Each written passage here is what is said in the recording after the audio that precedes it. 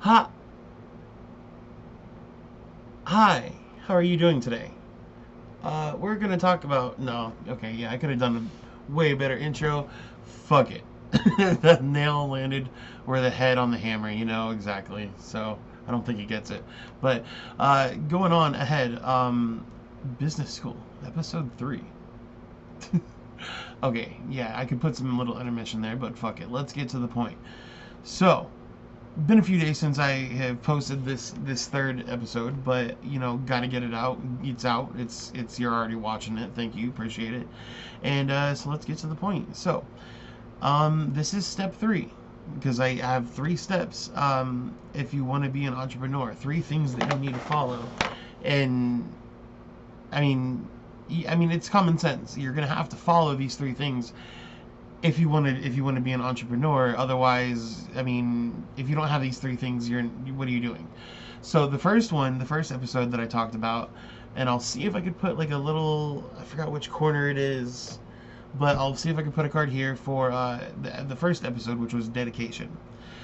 Pretty much there, I talked about obviously being dedicated. You have to want it. You have to like stop making excuses and find reasons to do it. Don't let anything hold you back, even if you're sad or whatever, like, or going through some shit.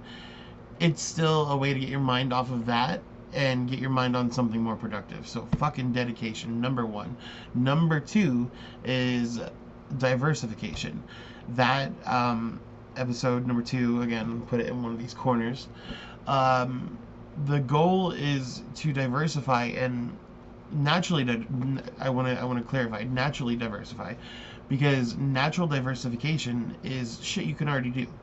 So if for example, if you have a cleaning company, carpet cleaning company, like I kind of run with some other people, if we have this and we're making it right, and we have the carpet cleaning machine, we can diversify and do upholstery. We can do vehicles. We can do offices, buildings, daycares, schools, restaurants. It doesn't have to be house carpet cleaning. Or if you're doing just vehicle carpet cleaning, you don't need to do just that. Use your tools to do what you can do with what you have, and then just again, even outside of natural diversification, try doing it more.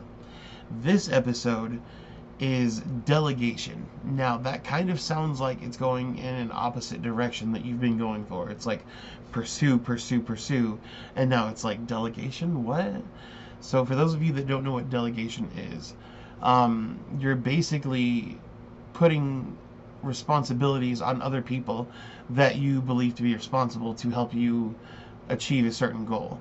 Now, I feel like a lot of people, when they say delegation, I'm going to delegate this to later, or I'm gonna delegate this to somebody else, and they use it as an excuse to be lazy. That's not what I'm talking about. I'm talking about delegation. Like, you're going to have people that you trust, that hopefully believe in the same thing that you believe in, the same outcome, the same goal, and you put that responsibility in them. Which is a great example is managers hiring supervisors, and supervisors hiring team leaders. That is delegation. That is spreading out the workload, so that way the one in charge that knows what they're doing the most can keep doing the most for the company. Not to say that somebody at the bottom can't do that the same as well, but again, it's delegation. It's the tree, it's the umbrella of the business. So you're gonna always have the most knowledgeable person on top. Or if that's not you and you're the business owner, you're gonna hire somebody that knows what they're doing. But assuming that you know what you're doing, right? Because again, that is a whole nother episode right there.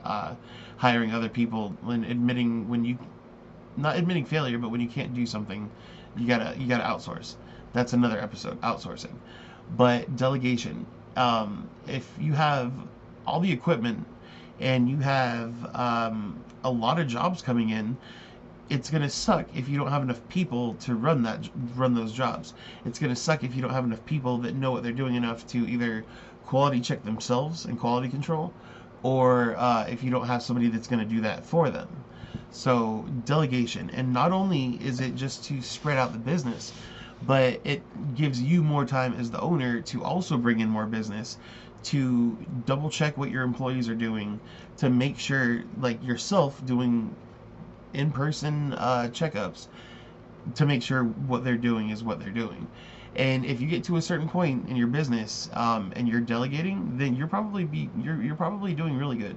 You know, if you're delegating all the work that, like all the physical work, you know, that would be a part of the job normally, or mental, or whatever it is, whatever service or sales or object that you're selling, even if it's your time, like service.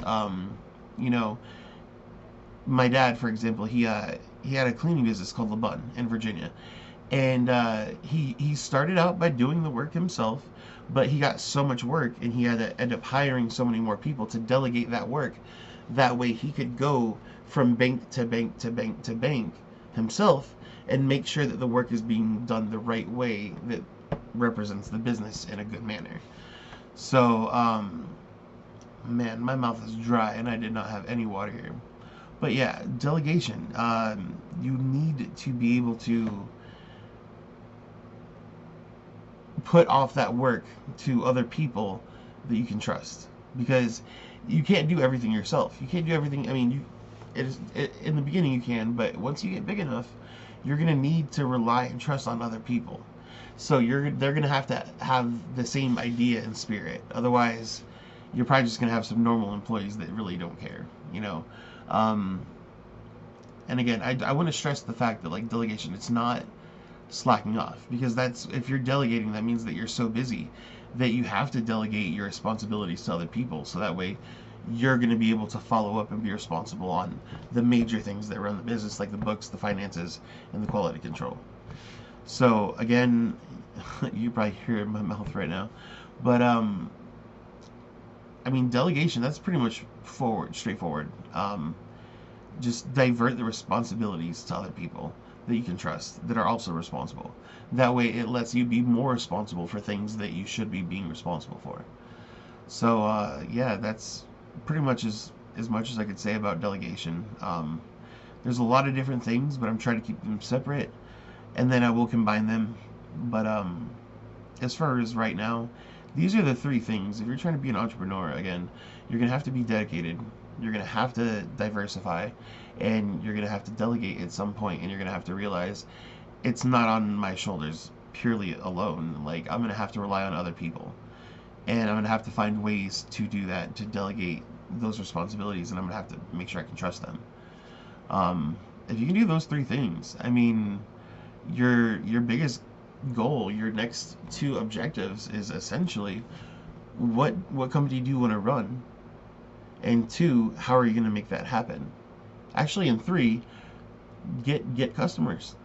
Just start asking, just start talking to people, start going around and putting word of mouth. Say you have a skill to clean carpets, say that you're really good at cleaning houses, you know how to do a maid service, like you know how to paint. Everybody, most people know how to paint outside walls. So just pick a thing you want to do, you know, see if you have the materials to do it, and then just find customers, and they will literally pay you. They will literally pay you. Just focus on customer service, you know, and that's, you're gonna be customer centric if you are dedicated. You're gonna be painting, and then you could say, you know what, I've done this a while, I could actually do your inside as well. Natural diversification. And then you get multiple houses in one day. That's delegation right there. So three things you really should have, three traits if you are trying to be an entrepreneur. Like I said, dedication, diversification, and delegation. So yeah, like, put it in the comments, put it to work. Let me know, have you made an excuse, or have you tried, and you know, is it working? It should be if you're doing it.